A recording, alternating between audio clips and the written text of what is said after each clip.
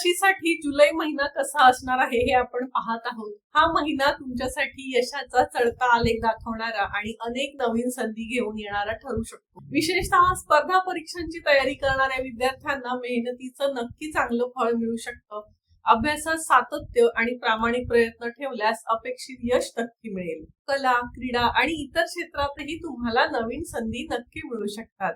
परदेशात शिक्षण घेण्याची ज्यांची इच्छा असेल तर त्यांच्यासाठी हा काळ अत्यंत सकारात्मक आहे। कुटुंबात तुम्ही तुमच्या जबाबदाऱ्या नक्की चांगल्या प्रकारे पार पाडू शकाल, मानसिक समाधान मिळेल आणि उत्पन्नही चांगलं राहील। मात्र एक काळजी घेणं आवश्यक आहे की तुमच्या खर्चाचं प्रमाण वाढू शकतं, त्याच्यामुळे या महिन्याचं आर्थिक नियोजन आतापासून लिहून काढायला सुरुवात करा। काही वेळा गैरसमज निर्माण होऊ शकतात, पण शांतपणे संवाद साधल्यास ते सहज दूर होतील।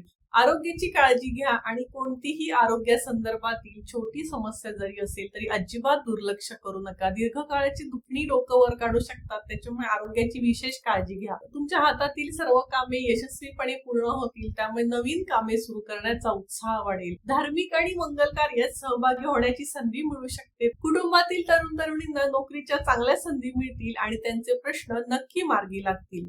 नोकरी आणि व्यवसायाच्या दृष्टीने हा महिना अत्यंत प्रगतीचा आहे आणि तुमच्या कामामुळे तुमचा मानसन्मान वाढू शकतो। एखादी महत्वाची जबाबदारी मिळू शकते, मात्र आर्थिक व्यवहार करताना विशेष काळजी घ्या। कोणत्याही आकर्षक ऑफर्स आणि फसवणुकीपासून नक्की सावध राहा। व्यवसायामध्ये निर्णय विचारपूर्वक घ्या। वाहन चालवताना वेगावर नियंत्रण ठेवा।